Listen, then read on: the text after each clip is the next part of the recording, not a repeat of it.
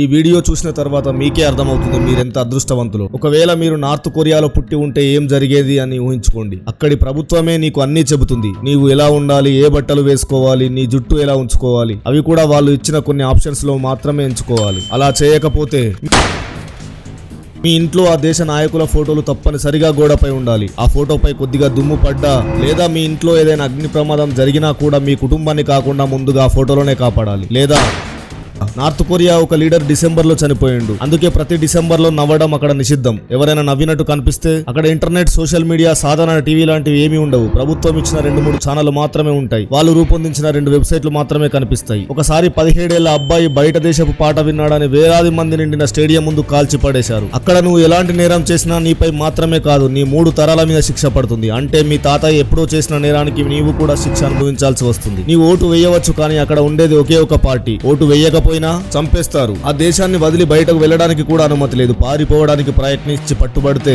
ఇక అంతే. ఇంత ఘోరమైన కఠిన నియమాలు ఉన్నా కూడా అక్కడి నాయకుల గురించి ఒక్క మాట కూడా ఆపోజిట్ గా మాట్లాడలేవు. లేదంటే